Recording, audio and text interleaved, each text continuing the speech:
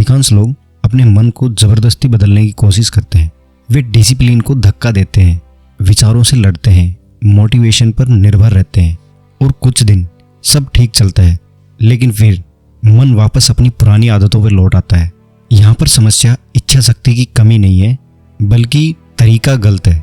भगवत गीता में एक ऐसी साधना का वर्णन है जो मन को बल से नहीं बल्कि अभ्यास और जागरूकता से बदलती है। एक युवा साधक रमन महर्षि के पास गया और उनसे कहा, मैं अपने मन को नियंत्रित करने की कोशिश करता हूँ, जितना अधिक कोशिश करता हूँ उतना ही भागता है। रमन महर्षि शांत रहे। फिर उन्होंने पूछा, तुम उससे लड़ क्यों रहे हो? साधक ने कहा, अगर मैं नहीं लड़ूंगा तो वो कभी नहीं बदलेगा।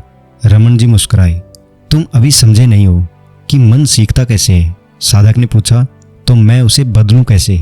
रमन जी ने उत्तर दिया, जब भी मन भटके उसे वापस लेके आओ, और यदि फिर भटके तो फिर वापस लेके आओ।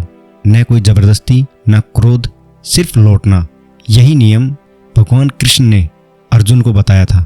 जब अर्जुन ने कहा मन चंचल है, प्रबल है और उसे नियंत्रित करना कठिन है, तब भगवान श्री कृष्ण ने इनकार नहीं किया। तब उन्होंने कहा कि मन अभ्यास और वैराग्य के वश में होता है। मन बल से नहीं बल्कि दोहराव से आप मन को पकड़ सकते हो। जहां जहां मन भटके उसे बार बार वापस लेके आओ, निराशा से नहीं, जागरूकता से। गीता सिखाती है, मन लकीरों में चलता है, जिस ओर तुम बार बार लौटते हो मन धीरे धीरे वैसा ही बन जाता है। हर वापसी पुरानी आदत को कमजोर करती है, हर वापसी एक नए केंद्र को मजबूत करती है। लगभग 21 दिन में मन स्वीकार करने लगता है कि यही मेरा स्थान है।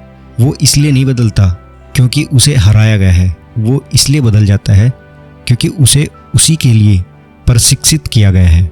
बल विरोध पैदा करता है, लेकिन दोहराव एक व्यवस्था बनाता है। 21 दिनों तक एक निश्चित समय तय करो, एक अभ्यास चुनो और बिना भावनात्मक उतार चढ़ाव के उसमें लौटते रहो। न आत्मा की आलोचना, न अपेक्षा, सिर्फ निरंतरता। ये तप है। मन अचानक मौन नहीं होता है, वो धीरे धीरे कम प्रतिक्रियाशील होता है। इच्छाएं कमजोर होती हैं, आवेग धीमे पड़ते हैं, जागरूकता प्रबल होती है। और श्री कृष्ण इसे ही युक्त कहते हैं, संतुलित, स्थिर, एकीकृत। तुम असफल नहीं हो, तुम अभी प्रशिक्षित नहीं हो। मन को बदलने के लिए उससे लड़ना आवश्यक नहीं है, आवश्यक है बार बार उस स्मृति में लौटना जिसे तुम चुनते हो। 21 दिन धैर्य के साथ बिना बल के मन अनुसरण करेगा, क्योंकि ये प्रेरणा नहीं, ये एक नियम है।